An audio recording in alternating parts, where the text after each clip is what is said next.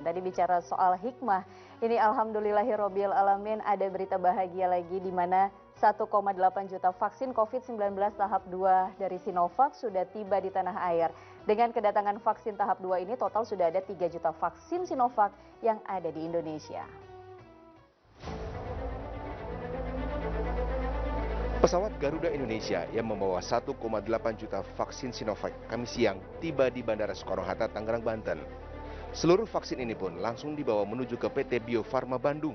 Ini merupakan vaksin tahap kedua dari rangkaian upaya pemerintah mendatangkan vaksin COVID-19 dari luar negeri. Dengan kedatangan vaksin asal Tiongkok ini, total sudah 3 juta vaksin dari Sinovac berada di Indonesia. Dengan ketibaan ini, maka telah terdapat 3 juta vaksin jadi Sinovac yang berada di Indonesia. Dalam waktu dekat, diharapkan 15 juta dosis bulk vaksin dari Sinovac yang kemudian akan dimanufaktur oleh Bio Farma akan juga tiba di Indonesia. Sementara itu, 1,2 juta vaksin COVID-19 tahap pertama yang sudah masuk tanah air saat ini masih melalui sejumlah tahapan dan menunggu izin edar darurat dari Badan POM agar dipastikan aman digunakan warga.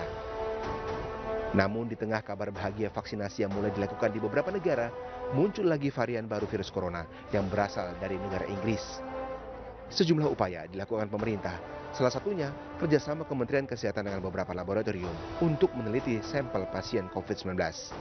Dari penelitian terakhir, bahwa varian baru itu 70% lebih cepat menular dibanding COVID-19.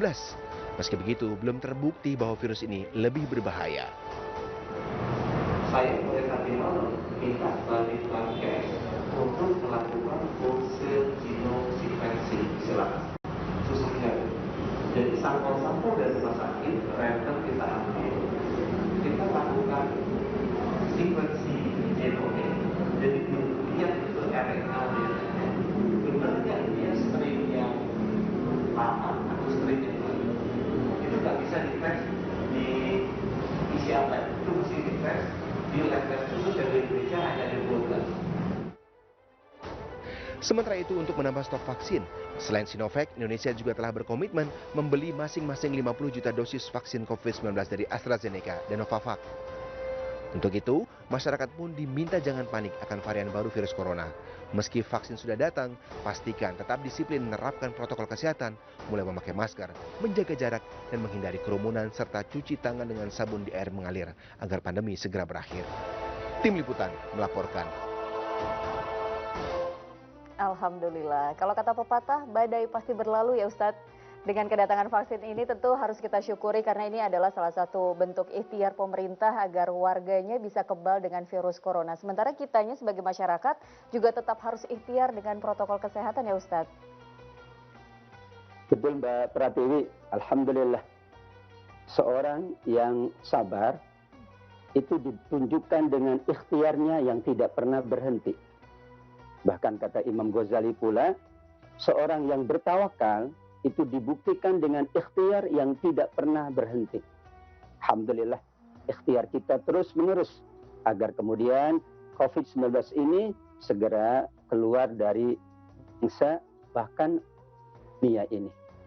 Kenapa dikaitkan kesabaran itu dengan ikhtiar? Tawakal pula dikaitkan dengan ikhtiar.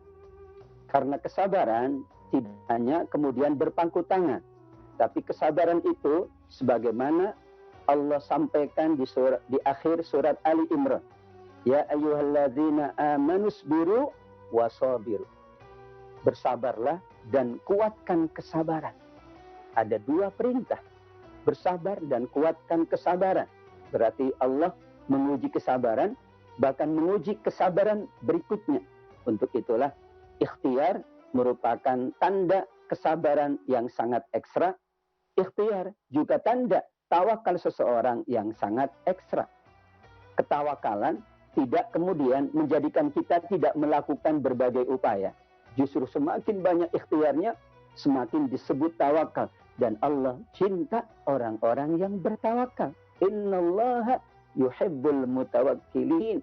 Allah cinta orang-orang yang bertawakal, ikhtiarnya maksimal, kesabarannya pula maksimal. Mudah-mudahan sekian banyak ikhtiar yang sudah dijalankan, disiapkan oleh pemerintah kita, disiapkan oleh para tenaga medis dan selainnya, ini menguatkan kita untuk kita menyongsong tahun 2021 dengan senyuman, dengan kedamaian, dengan keindahan, insya Allah. Insya Allah, dan insya Allah semoga kita termasuk golongan manusia yang berikhtiar dan juga bertawakal ya Ustadz.